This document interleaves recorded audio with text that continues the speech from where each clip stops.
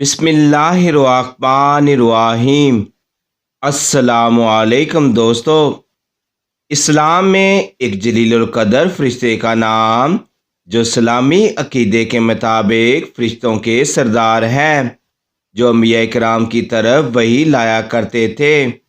روایت ہے کہ شب معراج میں حضرت جبرائیل علیہ السلام قرآن لے کر ان حضرت صلی اللہ علیہ وسلم کے پاس آئے تھے اور مقام سدرۃ المنتہا تک ہم رکاب رہے تھے۔ حلیہ مبارک نبی کریم صلی اللہ علیہ وسلم نے جبرائیل علیہ السلام کو ان کی اصلی حالت میں دیکھا تھا۔ ان کے 600 پر تھے۔ اس نے زمین و آسمان کے درمیانی خلا کو پور کر رکھا تھا۔ قرآن میں جبرائیل علیہ السلام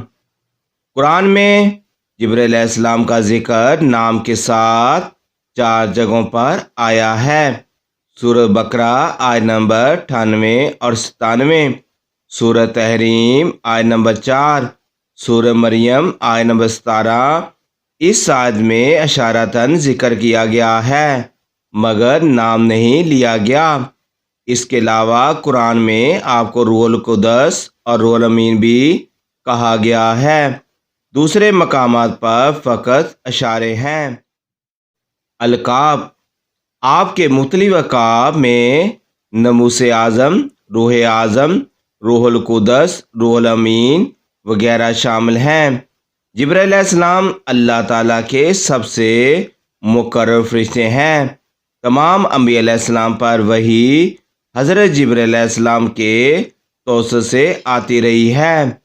جبرائیل علیہ السلام کی عمر کا اندازہ، حضرت ابو ہریرہ رضی اللہ تعالیٰ سے روایت ہے کہ سرور کونین احمد مصطفیٰ صلی اللہ علیہ وسلم نے ایک دفعہ جبرائیل علیہ السلام سے پوچھا، اے جبرائیل ذرا یہ تو بتاؤ تمہاری عمر کتنی ہے؟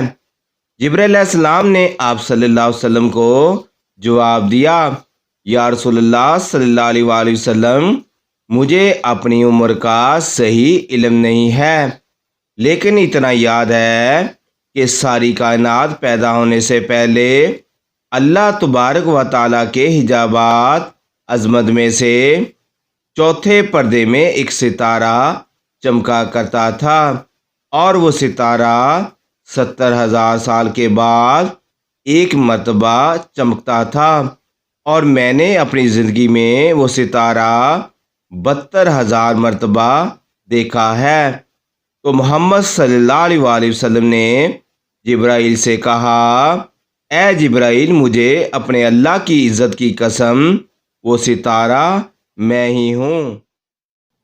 مشہور فرشتے، یوں تو اللہ تعالیٰ نے بے شمار فرشتے پیدا فرمائے ہیں، تاہم درجہ ذیل فرشتے زیادہ مشہور ہیں۔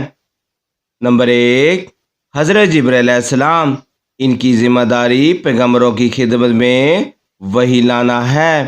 نمبر 2، حضرت میکائیل علیہ السلام، ان کے ذمہ بارش برسانے، خدا کی مخلوق کو روزی پہنچانا ہے۔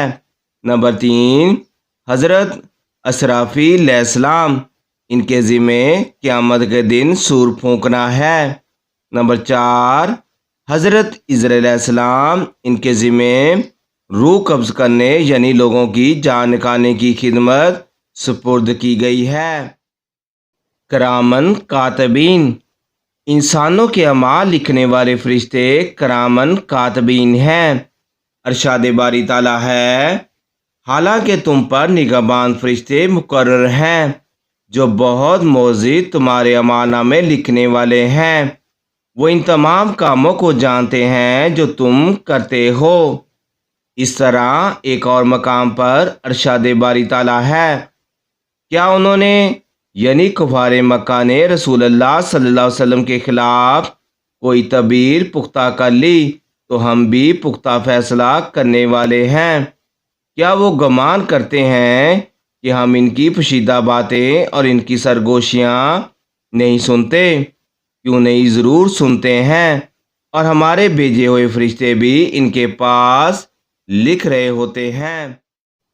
حضرت ابن جریر رحمۃ اللہ علیہ فرماتے ہیں، کرامن کاتبین دو فرشتے ہیں، ان میں سے ایک انسان کی دائیں طرف ہوتا ہے جو نیکیاں تحریر کرتا ہے، ایک اس کے بائیں طرف ہوتا ہے جو برائیاں لکھتا ہے۔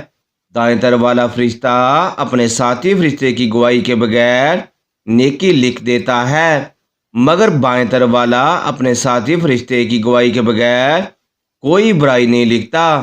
اگر وہ آدمی بیٹھتا ہے تو ایک اس کے دائیں اور دوسرا اس کے بائیں طرف ہوتا ہے۔